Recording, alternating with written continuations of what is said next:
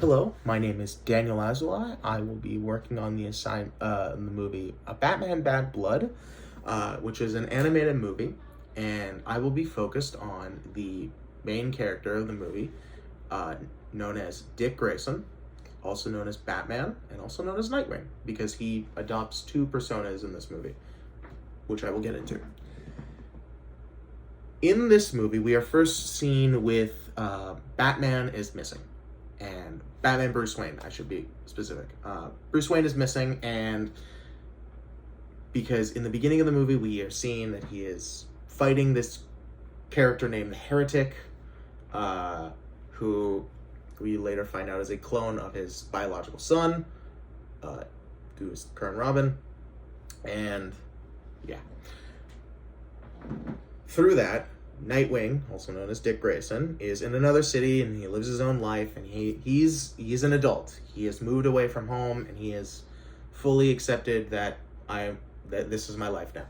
And he is called back to assume the cowl of Batman, and we see throughout the movie that not only must he deal with the struggles of living up to the mentor and being who he needs to be, being that Batman figure, but also not losing himself, and also leading other people within the group, known as Robin, Batwoman, Batwing, and Alfred to be specific.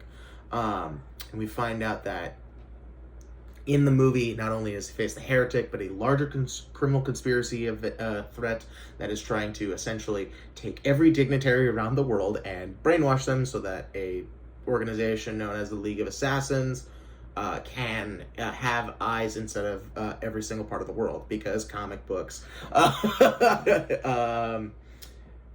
So, to get on a real note, I would say that this character's atypical behaviors are extreme risk-taking. He avoids asking for help, emotional suppression. Risk-taking, I would say, because he tends to push past his safe limits and often takes hits. Even though he is a very dexterous character, because he's a trained acrobat, he will throw himself into situations that are extremely dangerous, like filled with guns, explosions, etc., which is risk-taking behavior. He often avoids seeking help, asking for help, because he has to deal with the responsibility of, I'm now Batman and I have to deal with all of this. And for a part of this movie, he has to he has to overcome that, and that's part of the progression of this character. That as the storyline progresses, he slowly starts allowing people in to help more. I would say his emotional suppression is that he feels like he needs to be on target 100% of the time, and because he's Batman now, and so now he's hiding the fear of, what if this is potentially all I am? What if I'm Batman now for the rest of my life, and the world that I've built outside of this is gone? I would say the grief of losing a father figure contributes to that, and the stress that all of that entails adds to the emotional suppression. His influences, I would say, for this, how his behaviors are his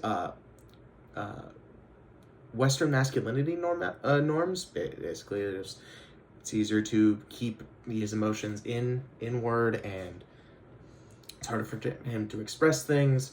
I would also say that his Bat family culture, the culture that is his family, mass vigilantes, because that subculture, the vigilante subculture, very much normalizes for secrecy and hypervigilance, and also self-sacrifice, which allows in this context that it's okay to put your body and your mind on the line if people are in danger. His culture impact, I would say, is that his stoicism is seen as a strength by most of his people, even though he tends to cover it up with jokes. He tends to relax. He tends to, what's the word I'm looking for? He looks to relax and understand himself more. in the sense that he needs to. Excuse me. His stoicism is seen as a strength. I'm going to restart that. Sorry. His stoicism is seen as a strength, even though he tends to cover it up with jokes. Is that because he is kind of the central head figure, and now he has to deal with that responsibility. So they're like, okay, if he needs the. I will say though, sometimes when he is viewed as vulnerable, he would deem it as the character deems it as himself as this is a form of weakness, but the people around him actively say and actively show him that it is not. His identity is shaped by his role as a protector, essentially not only of Gotham but also Bloodhaven, and as a member of several superhero teams in this because it is a part of a greater tapestry of animated movies, also of a team called the Teen Titans. He has to basically do his job in different parts of the world,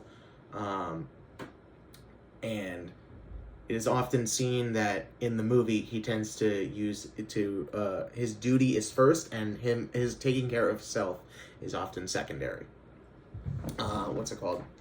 And in addition to that, he often operates in a male-dominated, high-stakes environment where, bombs are going off and he has to fight people and he has to do all of these certain things and lead a group of people, where really the only feminine presence on the team is also is also a very tough individual. And he tends to be like the jokester of the group. I would say for his diagnosis, I would say that he has persistent depressive disorder or anxious stress or a other specified trauma disorder. Purely based on, and to be specific, I would say PTSD because of not only the loss of his father figure, but also quickly being shunted into the role of Batman and having to basically become this new central figure. Because, what's it called? And I would say also that childhood loss definitely played a part into it, because as a child he lost his parents, and that plays a role into the character. Although it's not seen in the movie, it definitely does play a factor into how the character adapts and does everything they need to within their context. I would say that some of his traits are inherited from his adopted father. For instance, the stoicism, although he does not present an extreme version of it, he definitely has traits of it. Whenever he gets upset, it is definitely representative of his father, the father figure Batman, where they will act similar ways like that. In wider society, I would say that these can be maladaptive, with leading to burnout and isolation, which we do not see in this movie, but that is just something I viewed, and I wrote that in my notes. A core issue for this movie also is that he has an identity conflict throughout the entirety of the movie, for actually a big chunk of the movie, which is his legacy and the legacy of his mentor versus his own legacy versus the legacy of his mentor. Meaning, I want to be, to put it in similar terms, which is, I have become my own character now, and I want to live my own goals, versus, I'm now Batman. I would say his treatment plan would be CBT plus ACT, to manage his thoughts and clarify his values.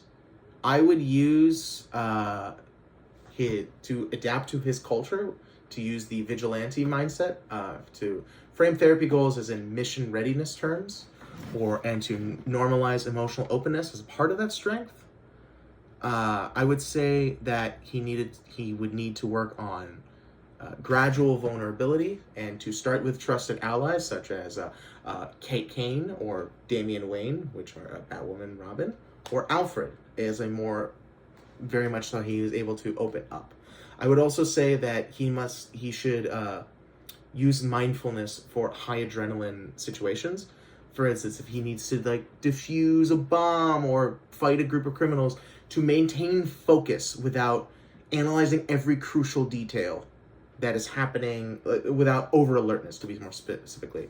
and the overall goal of that would be to sustain his hero role while also his own mental wellness. In conclusion, I would say that Nightwing's challenges are rooted in trauma and also very much his cultural identity. An effective treatment plan, I've presented here an effective treatment plan that must respect his values while also expanding his coping skill, and also to balance duty with self-care, with care for his own well-being. Thank you so much for taking the time to listen to my presentation, and hope you're well. Bye.